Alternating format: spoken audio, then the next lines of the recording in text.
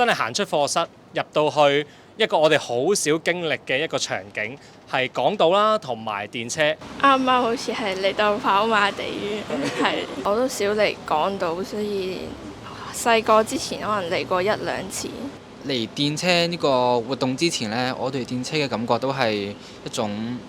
覺得好古老啊，或者就好似好悠閒啲人先會坐電車咯。一開始我就已經係俾電車嗰個牌呢，佢可以一直轉，跟住就去到唔同嘅地方咁樣啦。我就覺得哇好型喎，跟住之後後尾就會繼續聯想翻呢，其實佢都係一個輪迴，即係一個循環啦，就好似呢架車咁樣。平時搭開嗰啲可能係嗰啲顏色，可能係黑色啊，或者比較深色。但係呢架電車零零舍舍，裡面係更加多木嘅裝潢同埋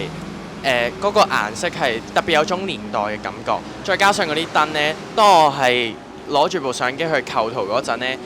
嗰個情景係好似翻去80年代咁樣。我哋屯門區大興村就有一架都好特別嘅交通工具嘅輕鐵啦，係啦。咁但係其實港島區嘅居民呢，已經喺近呢100年呢，都係有電車喺佢哋嘅生活裏邊嘅。咁所以呢，我哋專登由屯門區嘅佛教沈香林紀念中學嚟到港島區呢度呢，希望大家就有一個新嘅體驗，亦都係一個深刻嘅體驗。新生嚟到呢度可以感受到嘅係文章以外嘅感受啦。咁文章係只不過係好多字咁樣好 hard 嘅一個感受啦。咁嚟到呢度有風有眼耳口鼻都可以感受到嘢啦。屯門搭輕鐵呢，佢就係、我覺得佢係單純係為咗交通方便咯。好希望嗰個輕鐵快啲，再快啲去到自己想要嘅地方嘅。但係電車呢就唔一樣，有啲人呢搭電車可能就係為咗感受下電車慢慢行過去嗰種寧靜，車出邊同埋車入邊嗰個人哋佢嘅風景都係動態嘅，感受下呢種感覺。電車廠出發到經過中環呢段路程，一開始係比較懷舊啲嘅海味鋪啦，咁好多海味嘅味道都會聞到啦。咁而經過中環嘅時候，就突然之間發現好似去咗第二個世界啦，可以變咗做比較現代化，全部都係高樓大廈咯。電車呢個係咩呢？俾大家個感覺就係一個唔同嘅世界，唔同嘅就算一個城市唔同嘅地方一個穿梭咯。點解我帶你哋嚟呢度呢？最主要原因就係我哋上一次學嘅嗰篇白話文係西西嘅店鋪啦，係咪啊？裏邊講咗好多中上環嘅一啲風景啦，一啲店鋪啦，我哋都係隔住文字去感受，可能咧大家個畫面唔係好強，係咪啊？咁於是咧老師咧就其實今日呢個活動咧就真係專登將你哋喺屯門帶出嚟，就係希望你哋咧親身去代入到作家所描寫、所觀察嘅一啲角度同埋一啲風景到底係點樣 ？OK， 當你哋明白咗哦，原來作家佢嗰啲手法背後係有一啲好實際嘅畫面嘅。有一啲嘅情感係點嚟嘅時候，希望有一日咧，你哋可以將呢啲嘢帶翻去你哋自己嘅作品裏邊。所以今日見到嘅風景咧，未必完全係西西幾廿年前寫嘅嗰個風景嚟嘅，可能係一啲新嘅風景嚟嘅。但係相信配合咗之前做嘅閱讀體會嗰2篇文章，船君啦同埋劉偉成嗰2篇文章 ，OK 都係喺電車嘅沿途發生嘅。有一啲嘅任務咧，你哋一邊做咧，會一邊了解得更加深。漫漫電車呢篇文章，佢俾我嗰種 feel 呢，就係電車就好似行過咁樣，穿過香港，佢係香港嘅脊椎，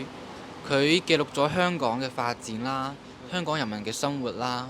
佢見證咗好多好多嘅嘢，讓我好中意呢種時光流逝嘅感覺咯。無論佢去到邊，最後都會翻到去終點，都會翻到去屋企啦，即係一個可能係避風港咁樣嘅一個地方。咁就會令我覺得架電車喺呢個錯綜複雜嘅城市裏面呢，不停咁樣行嚟行去啦。咁呢架電車會唔會都有啲收穫喺身上面呢？跟住我有陣時候又會覺得佢好似一個喺度巡緊邏嘅一個保安啦。佢可能係一個好老舊嘅保安，咁就每日都喺城市嗰度走嚟走去啦，咁就可能睇住一啲商鋪嘅起起落落啊，就好似呢架電車佢都搖搖墜墜咁樣。佢好呈現到香港嘅嗰種人情味。人情味係在於我喺電車內部，我可以見到佢好多唔同嘅使用嘅痕跡啦，同埋佢嘅一啲即係譬如我而家去搭輕鐵，佢可能係好現代感，啲凳係好舒服咁樣，但係零零舍舍就係電車俾我嘅嗰種空間感，係唔係話好闊落，但係好窄咁樣，好似就將自己濃縮咗喺裡面，再加上開住窗，出面好煩囂，但係你喺裡面就好安靜，聽到電車嗰啲軌道嗰啲彈接嘅聲音。其實香港嘅電車同其他地方嘅軌道上面嘅車有啲咩唔同咯？由於我哋會經過深融海味嘅街啦，嗰啲舊店啦，亦都有西嘅店鋪啦咁樣啦。咁呢個亦都好特別嘅一樣嘢嘅，利用佢已有嘅材料，再加埋教育局提供嘅新嘅材料做一個配合啦，咁擦出個新嘅火花。由呢個開始去幫佢哋做個選材，然之後再一路幫佢睇下點樣可以參考到西也好啊、偉成佢哋又好啊嘅一啲筆法，去變成佢自己嘅經驗，由作家嘅筆法變成佢個人嘅經驗。呢個係我最想即係佢哋呢個活動做得到嘅嘢。中意佢呢一種嘅懷舊感咯。保留到電車呢個，讓人哋可以悠閒咁樣感受下喺香港之中繁忙嘅城市之中難得個寧靜咯，